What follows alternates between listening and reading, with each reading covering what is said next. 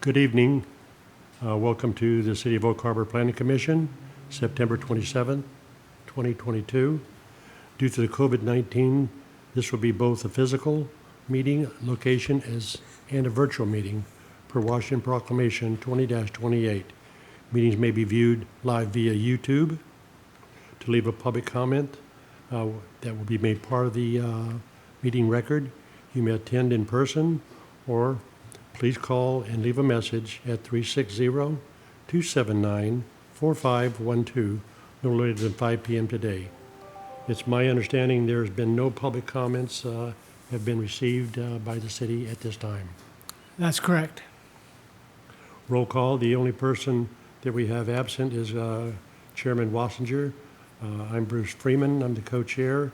We have Commissioner Southard, Schatz, Plumley, Ms. Cho, and Shazar. Okay. First item of business is approval of last minutes of July 26, 2022. I need a motion. I move to approve the minutes. I will second the motion. We have a motion to approve and a second. All in favor, say aye. Aye. Aye. Thank you. Public comments, as I said, we have none from the that's called in. Are there any people in the audience? We have two individuals, but I'm not sure if they're seeing none. I'll open the public hearing.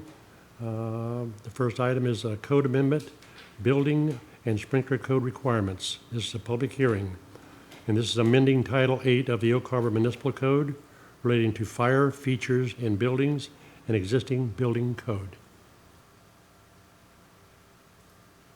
Thank you, Mr. Chairman, members of the commission. Tonight we're going to talk a little bit about a building and sprinkler code requirement. As you recall, we did a housekeeping item earlier this year, and it had the building code and sprinkler code requirements in it. At that time, the City Council moved the other two items forward, dealing with issues such as industrial zoning and accessory dwelling units. So they voted on that, but they decided to hold this part back and take a little more time to have conversations with the fire department about the fire sprinklers in particular. And so tonight we have the fire marshal, deputy fire chief, Mr. Mike Buxton is here, as well as our building official, Ginger Pennington. So they're both here to talk about the building code and sprinkler code requirements in more detail. So tonight I'll just go through the presentation and let you go ahead and ask questions as we go along. There's two areas to consider. One of those is the change to the fire protection features in a building, and the second one is cleaning up a section of the existing building code to match the non-conforming code. And so again, you saw that before and you've approved this, but we've made a few changes in the language. And so I'll point out that Sarah has made copies for you of a draft ordinance that will go to the City Council. And so you're not actually considering an ordinance per se, but this is all the language in there so you can see how it fits together. This particular draft that you see is in red where we've made changes, and everything in black is the existing fire code. There's a couple other things we'll touch base on though. As I mentioned, this was part of the housekeeping ordinance before, and you saw this back in May. Again, this was a housekeeping item, and the building code changes relating ADUs and industrial code was what we talked about before. As I said, council put the two remaining items on hold and asked for more discussion from the fire department, and that's where Mr. Buxton came through with Chief Merrill recently to the City Council and showed them a video that was really effective of different fire situations. And so the City Council said, yes, let's go ahead and pursue this.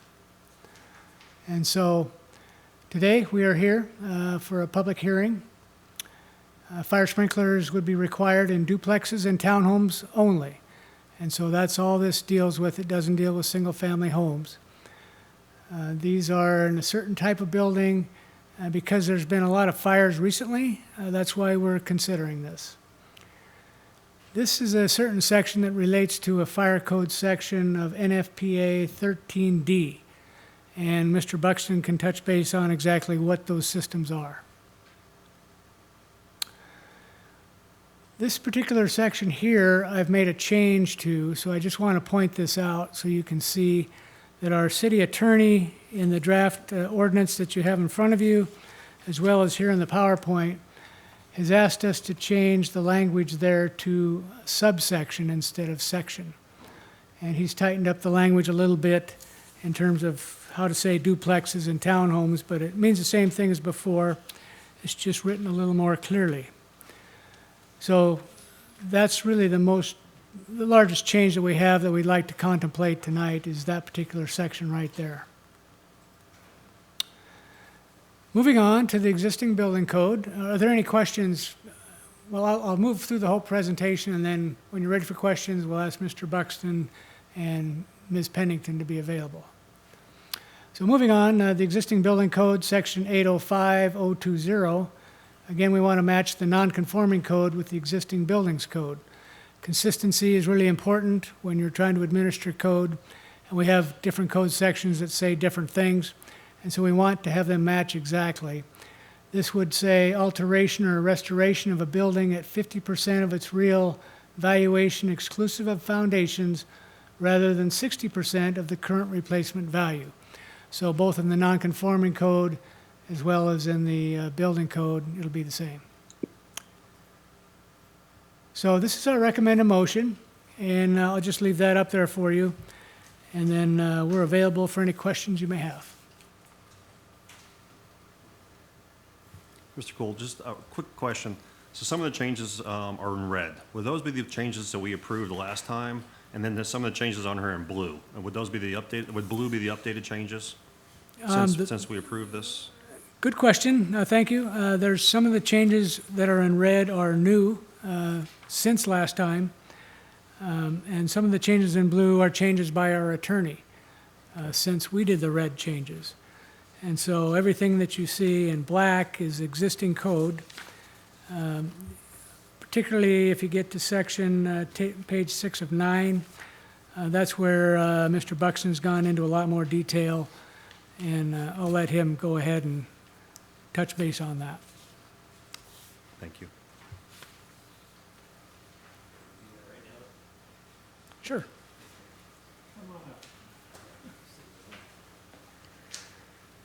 Okay, so the section in red, that has to do with the single-family duplex and townhome dwelling units. What we want to do, because the trend that I see. We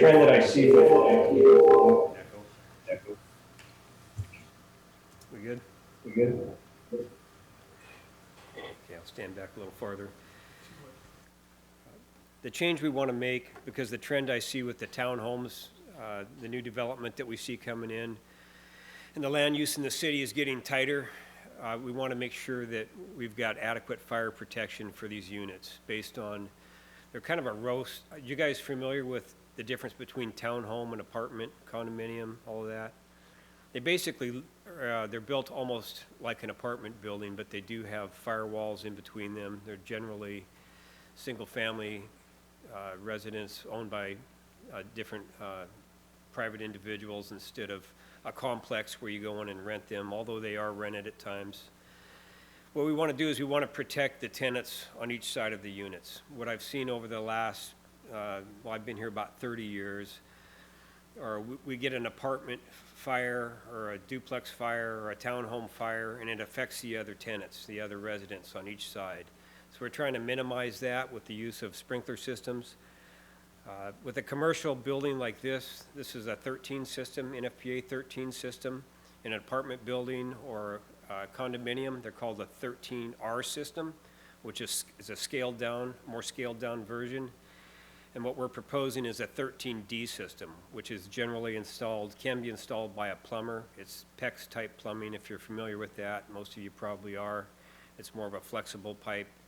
It's not required in attic spaces, closets, bathrooms, it's for living area. So it's, basically what it does is it'll knock down a fire within a couple of minutes or keep it under control so the occupants can get out of the house and then alert the fire department. We can get there, minimize the damage, life safety. Just this last year, we've had our third townhome fire in the same complex down off of Heller Road. We had some video of that. We've had a fatality in there. We've had other fires. So whenever you stay in a hotel or a motel or whatever, you look up and you see if you have sprinkler systems, you can sleep well at night. You get in these units where you have multiple row house or townhome type units, you don't know what's going on either side of the wall. So we're just trying to protect the public. That's my whole outlook on doing this. There have been costs and a lot of other things that have been thrown up about the reason and why we would or wouldn't do this. But as a public safety person, I believe that this is the best route to go moving forward. And this is for all new construction. It's not for existing. It's not retroactive. We're not going to go through all the existing buildings and make them retrofit them. This is just for the new construction moving forward into the future.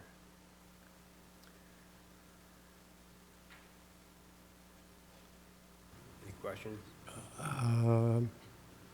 At this point, I think I need to close the public hearing, don't I, on this, at this point? So I could ask questions. I'll close the public hearing. Some of the questions I have, are they going to have standpipes just like the regular commercial units will have? No, these are a lot more cost effective. Basically, you'll have your meter, 3/4 inch meter that supplies your regular plumbing fixtures, and then this will tee generally into the garage. It'll tee off. Some of it will go probably through your crawl space. Everything up into the attic will go straight up. Same type of plumbing pipe. It'd be, generally they use PEX or CPVC type piping. And it's only for the living areas. So there's less heads. It's just to knock down a fire in a room. No standpipe, no backflow preventer, no special utility bill. If you have a commercial building, then you have to pay a fee, utility fee for that fire line. There's no extra fire line going into these. So these systems, if you're not familiar with them, it's part of your basic household plumbing system, and there's no backflow preventers because it ends, it's all gridded together, and it supplies the last fixture in the house, generally the toilet. So it gets flushed 1 or 2, 3 times a day. If you have a family, more than that. So there's always water flowing through this system. Does the plumbing contractor have a special license? They Or have to take a certification. competency test, yes, and they do that through Washington State. Through Washington State Patrol, the Fire Marshal's Office, you're required for installing underground fire lines. There's a U license, and to be a sprinkler contractor, you have to be licensed for that. This is a special test that they have to take. This is the book they have to study. It's not real complicated. Any one of you could read this over the weekend and pass this test. But you have to show competency so that you're installing it correctly and not overbuilding the system or underbuilding the system. So what they would do is they'd take out a permit from me. I would look at the plans, make sure that the plumber drew up the plans correctly, and then I think it's going to be about a $60 permit for my time to review this, issue the permit. Then I'll go out and do a cover inspection of this. And then after they install it, I'll go and inspect it, and we do what's called a bucket test. And so the contractor will remove 2 of the sprinklers, we'll flow 2 at the same time, and I'll make sure that we have the proper gallons per minute flowing through the system. So they'll have to use the correct size pipe. It's generally 3/4 inch, 1/2 inch. It'll neck down. The sprinkler units themselves, they'll be heat sensitive, is that correct? They are heat sensitive, yes. So if a fire starts in the middle building, and it touches a certain temperature, it'll also trigger the adjacent units? No. So if you look at the pipes up in the ceiling, I don't know if you can see any, maybe there's some on that side. Each one of them have a fusible link. Sometimes it's a bimetal that'll separate at a certain temperature. Some of them have a glass bulb in there with a special expanding liquid. Generally, they're about 165 to 185 degrees. Only that head pops, only the one that reaches that temperature. If it's a fast-moving fire like we had recently over at Cambridge Cove, where a gal was doing something weird with isopropyl alcohol, it was a flash fire, huge amount of heat popped, it sprung the sprinkler head, and then those are monitored systems, and that was a commercial type system, and that gets us going because it's monitored. We get an alarm, we go immediately there.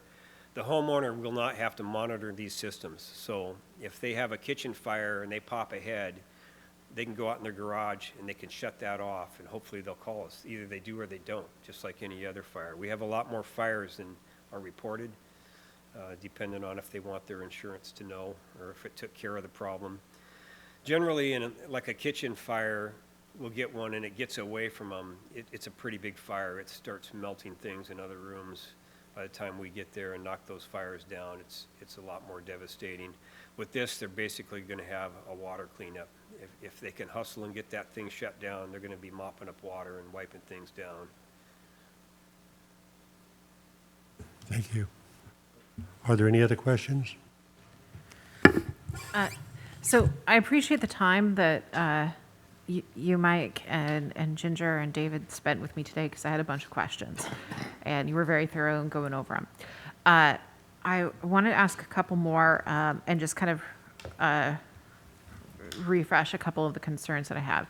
Like, I support this, but I still have a couple of concerns about water quality, given that, and water safety, given that it's a whole house system, and the concerns that I heard from the Washington State Association of Plumbers.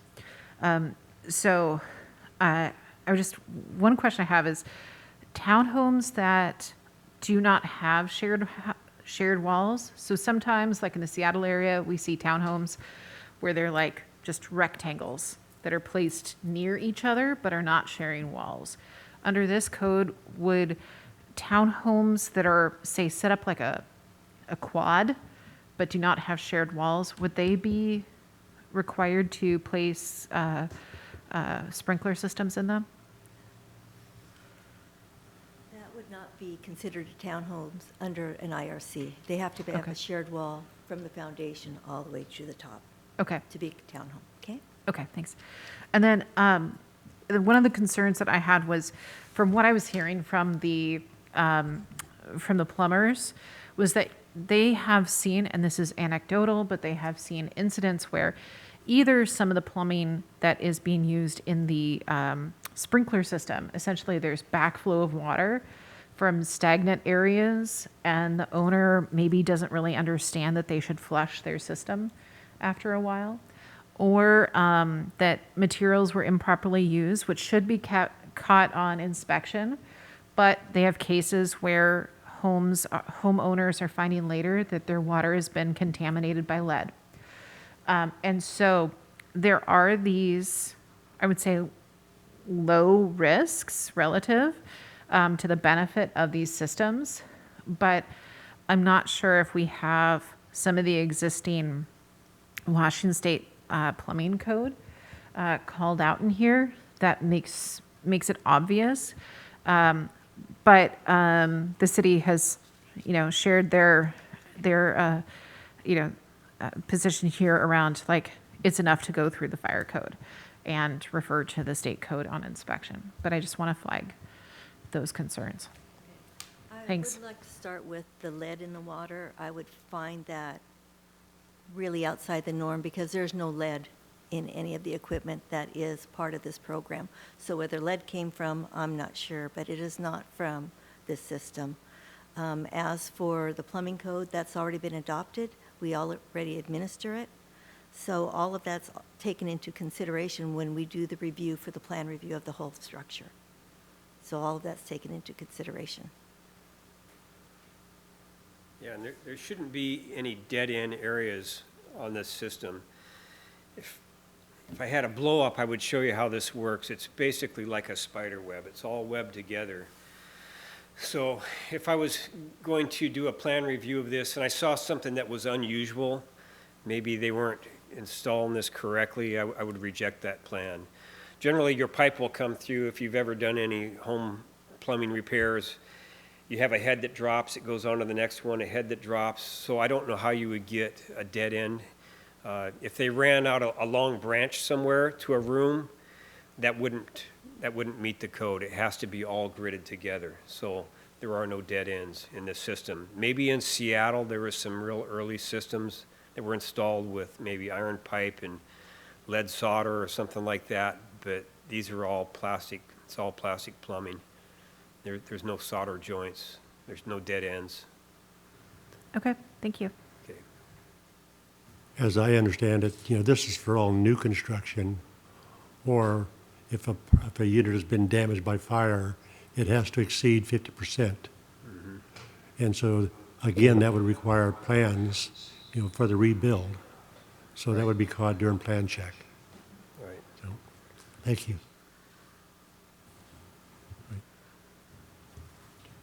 Thank you. Once you've done your inspection for the initial build, is there a periodicity for inspections ongoing? Or how would, for example, you talked about popping one of the heads, how would you go about ensuring that that got replaced and properly done? Yeah.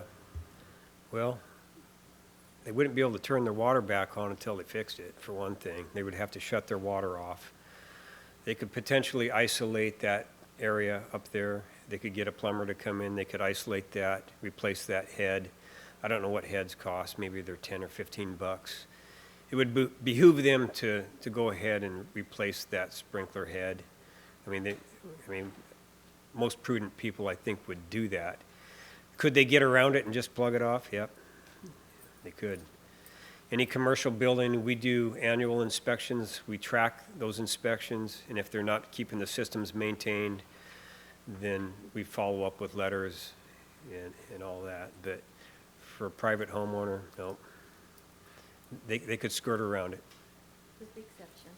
Well, okay. With the exception that if there's damage done to the structure, they would be obtaining a permit to do the repair. And at that time, I would have Mike come and make sure that all the heads were in working condition. So there's a check and balance here. So just so I'm fully understanding, if it was put into place, it was never used, it may not be inspected for 5-6 years, or? No. There's nothing in place where they would have to do that. On a commercial building, you have to replace your sprinkler heads every 50 years, okay? And then if you have a dry system, you have to have it internally inspected like every 5 years. They're really monitored closely. On a single family, these are considered like a single family residence and the duplexes. We're not requiring them to pay a contractor to come in and inspect their system every year. So it's a one-time cost. Unless they have a fire, then they're going to have to call in a plumber and replace that head, just like a broken pipe or anything else. Thank you. Okay. Since we sent this to the council once before, are we confident the changes that we've made here satisfy the majority of the council's concerns? I can answer that. I believe so, but council's been known to surprise me. So I guess in our best understanding, we did have a good presentation. Their concern was more of the cost and the effect on affordability on housing. But the chief did a good job of demonstrating the safety benefit of this and the past areas that they've had problems with, and really gave them a visual on it. And so it appeared that council was more favorable for it, and so that's why we're presenting it again, and we'll see if it passes this time. But I think our guess is we're here tonight recommending you move it forward, because we're assuming that there's a good chance that council will go ahead and approve it. I can understand the concern that's here and maybe through the council as well. I'm very familiar. 30 years ago, I saw this put in effect in all apartments, and they had required standpipes. So it was a monitored system, and we actually watched, like 10 different homes in a redevelopment area where they set them up half with and half without with the sprinkler systems. and they did have just the heads, and at that particular time, it was copper tubing. They weren't allowing PVC or PICS or anything like that. But it's still a concern that I have, with, okay, we put it in, and then something goes wrong, and next thing you know, there's a fire, and something's not working right. It's kind of like smoke detectors that we have in apartments and all of our living units. The unit goes off, the battery goes dead, whatever the case is, and all of a sudden there's a casualty. And that was my concern when I was listening to the presentation just now. I've read Title 8 already during this, since the last meeting, and I was hoping it was had a regular commercial standpipe where you had guarantees something's going to happen. I understand the part about the cost, piece of it, but I also look at the people that are living there and the number of fires that Washington does have. It's really dramatic how many they have in the apartments and how fast they go up.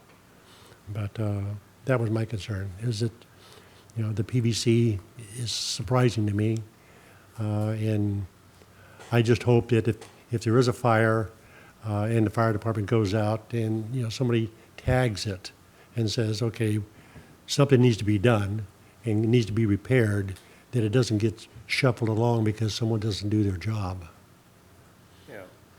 So if it's a required system, we want to make these required systems. There are buildings, residences like this, that they weren't required, but the owners decided to do that, especially out in the county where you have longer fire responses. I'm trying to remember where I was going with this, but if it does go off and we have to go in with the building department, we're going to make sure that they restore that system as built. So that's where we come back in and we'll enforce that. We'll know that we had a fire there. Generally, they call us, and believe me, people call us for everything. And as far as the smoke detectors go, every time they chirp, we're usually the ones changing the batteries for them. There are safeguards I'm just going to speak on that aspect also you're talking about the smoke detectors that don't work. They've changed the codes on that.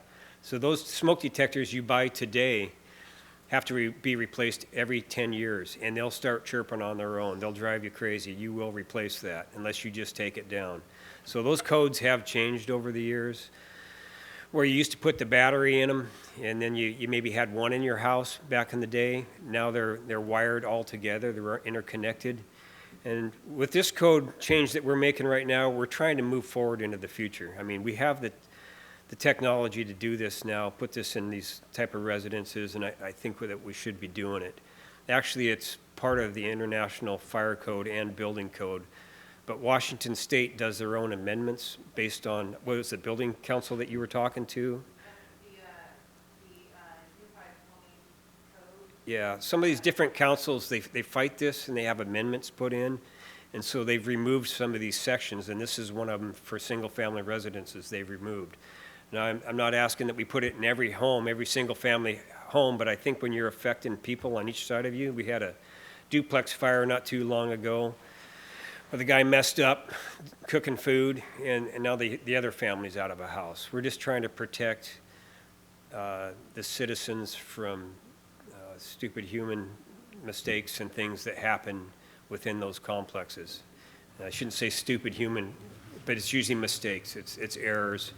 It's using extension cords, a lot of cooking fires, and sometimes mental health issues where people do really strange things.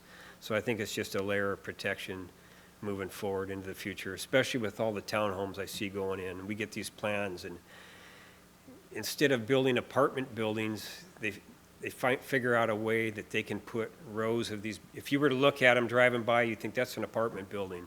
No, they're townhomes. And so they can exempt out of a 13R system, which requires a separate fire line and standpipes, monitoring, a lot more expense. So this is to try to catch some of those buildings, put something in there, something better than nothing.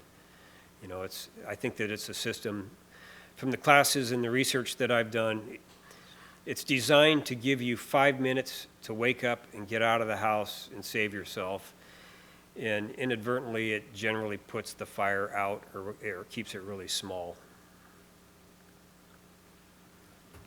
Just a comment here, and I'm going to vote for this, but it strikes me that there are a number of affordable housing grants that are coming out of Washington State and Department of Commerce that the city should look into, because they're grants of $100,000 to $500,000 or more. And maybe we could be applying for some Washington State grants to put those funds towards offsetting in the first year some of the plumbing certification costs, staff time on training and test taking, or maybe providing some grants to builders who are doing market rate or affordable housing and putting this in to help defray the cost and provide some runway for our builders and plumbers, and hopefully keep those units a little bit more affordable. Just because, like, I kept asking the plumbers, I was like, really, you think it's going to cost that much? And they were like, yeah. I'm not sure if I believe, it's going to cost 10 times the amount of putting in regular plumbing. And, I understand the skepticism, from their point of view. But I think that there are resources out there that if we're moving forward on this, the city should examine and seriously put in some grant applications around affordable housing to defray first or second year costs on this program while we're in a housing crunch. That's all my comments. Thanks.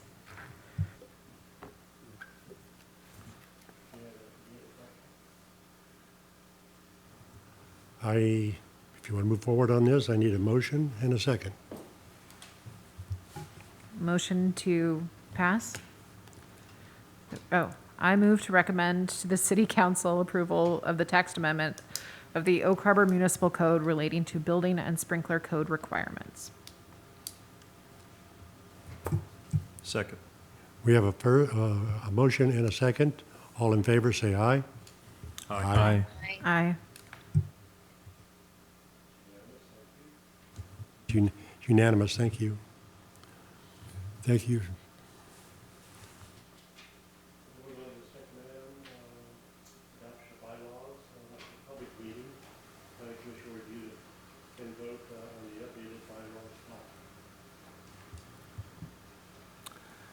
Thank you, Mr. Chairman. The bylaws are something we've been working on for a while now, and we have found, with your input, we put together a draft, and that came out in the packet that you have in front of you.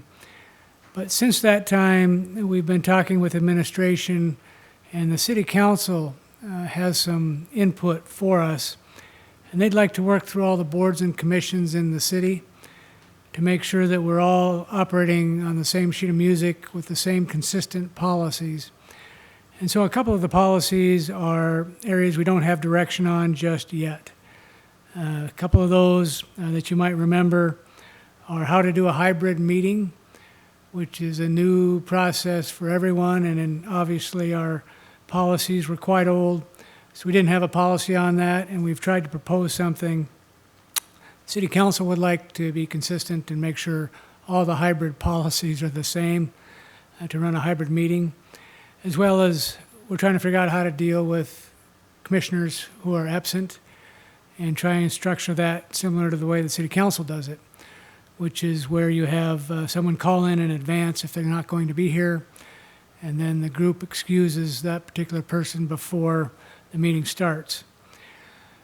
So we're asking you to wait and discuss this item in the future as soon as we get direction from the City Council so we can finish all the policies, bylaws up at one time. So thank you. Very good. Okay, that'll move us to the item C, the 2022 Comp Plan Amendment and CIP discussion. This is a public meeting.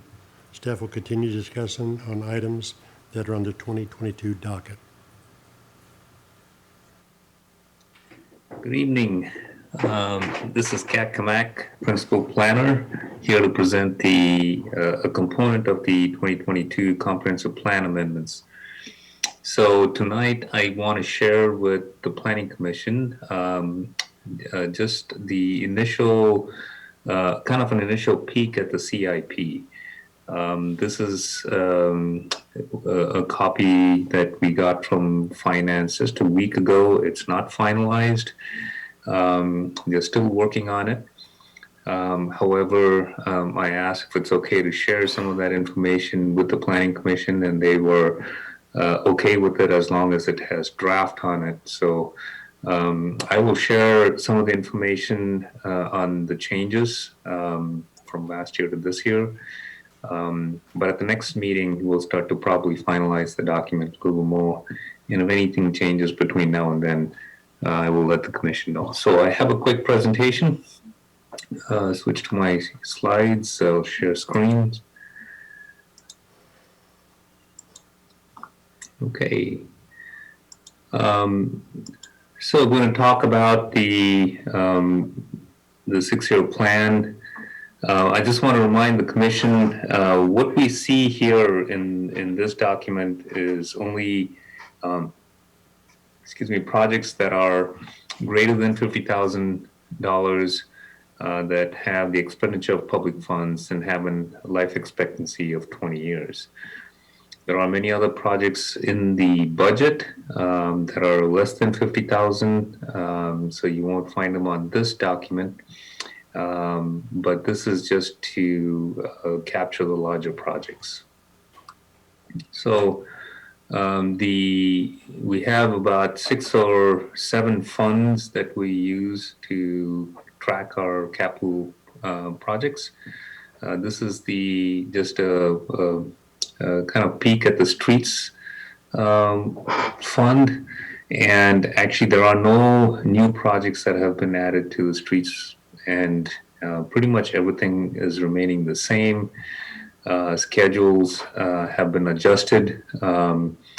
Projects that have been completed, of course, and all the CIPs have been taken out, all the funds, but no new projects have been added in the streets fund. So pretty much what we have last year is what we have continuing this year. For parks, again, parks remains somewhat the same. However, there was one new project that was added to the Parks Fund, and that's Little League Fields renovation. I am not very familiar with this project, but this is, I just noticed that this was an addition from last year. The water system fund, there are no changes here. Maybe we will have one new project that could be added. It's still under discussion. As I said, this is draft, so minimum changes here to the water system plan. This is the wastewater system plan, and this is for the sewer system.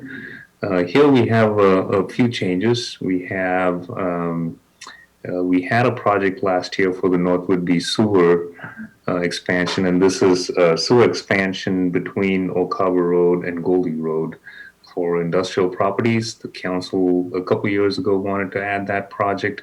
However, the cost of that project is very high, and actually there's no funding for it.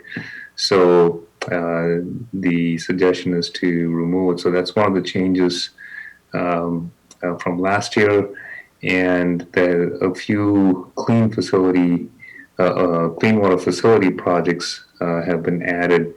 Some of them are operation and maintenance, but like I said, because capital facilities and capital operations that are greater than 50,000 are tracked, we have it in the CIP.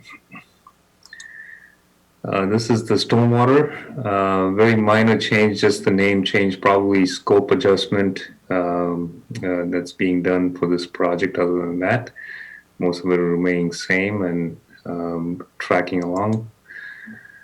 We have the Marina Fund. There are a few projects here that have been added since last year, but we don't have estimates yet. So this is a worksheet that is still in progress. But I still wanted to share that. We're still working on it. This is the general government fund, and there's a few changes, few additions that have been added to this fund. There's the broadband study, that's $50,000 that's being tracked here. There's been some suggestions to include a downtown study, and so that is also being tracked here. City remodel projects, this has been the radar for a long time and is finally making it into the CIP. And there's a new financial system that is also being tracked, primarily because it's greater than $50,000.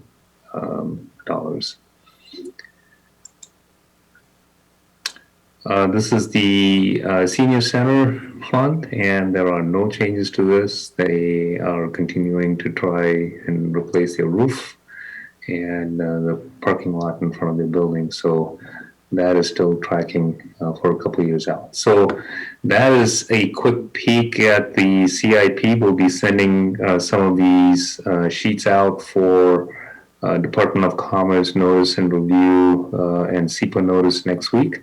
So we just wanted to share this. As you can see, overall, I want to say there's just minor changes from last year to this year with the addition of few projects. But you're seeing it as we're working with the document. So with that, I'll hand it back over to the commission for any questions or comments. Thank you, CAC. Do we have any questions? Unfortunately, we can't really see what the document is, but My apologies. I got the sheets a little after the planning commission packet was actually set. So I was hoping to get it a little before, but we will get copies out to you for the next meeting so you can have a closer look at it. perfect. Thank you, CAC.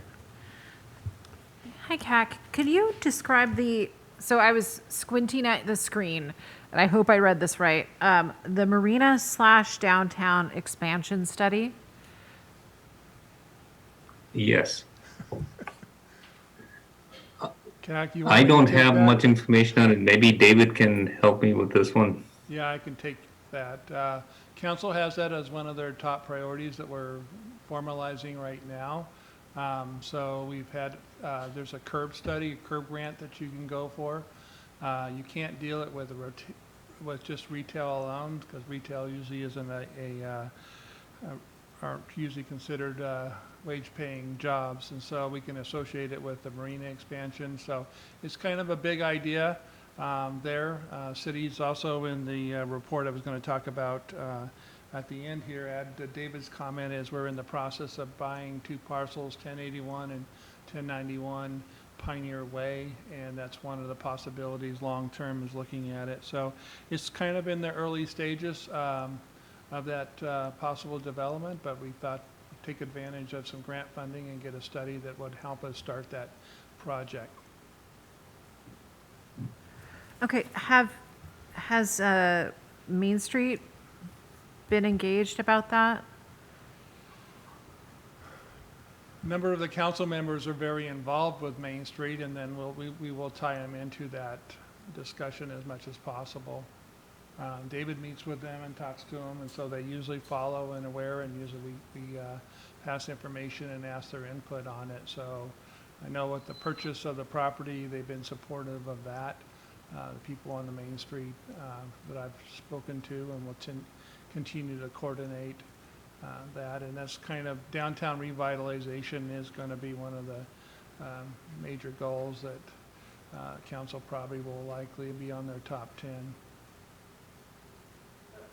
But it's being tied to the waterfront, it sounds like. It's being tied to the waterfront? Well, I think there's always a goal of tying the downtown to the waterfront, the connection there. And I think that's a goal of that whole kind of idea. I know the councils has looked at putting in a dock, and they walked away from that 10 or 15 years ago or something like that, some big projects. So trying to get that cohesiveness there and tie the two together better than we have right now, is certainly an effort in revitalizing the downtown. Okay, thank you. Are there any other questions regarding this item?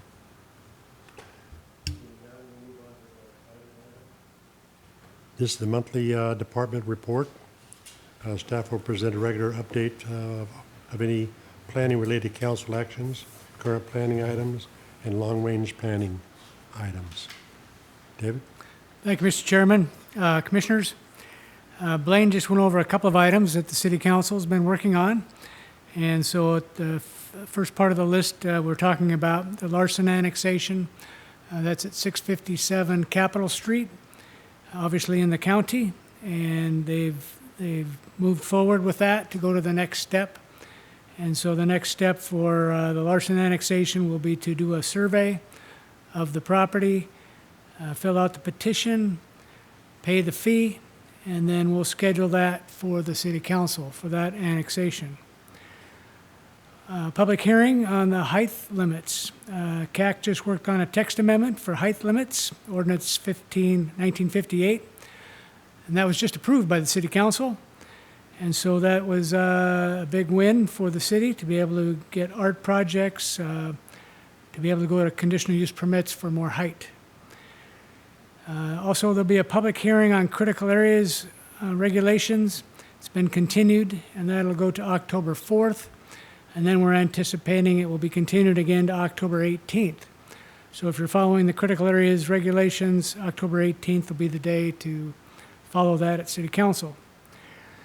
Also, the City Council's goals and prioritization. As you know, we had a retreat last summer, and now they've been prioritizing their goals, and Blaine's been working with them to get that in a list. And I think October 4th, is that the date you're going to come back? Okay, good. So we'll see what the council's goals are, and that's just in time for the budget process. And that's kind of what you do, is you tie your budget to your goals and move forward with that. Current planning, Crosby Trace is 10 buildings, a total of 37 units on North Oak Harbor Road. That one has been through the civil plan process, and so the civil plans have been approved. And so they'll be able to start construction on the civil work whenever they're ready. The Cedar Hill subdivision, also on Crosby, has 28 lots, and that's in civil plan review now.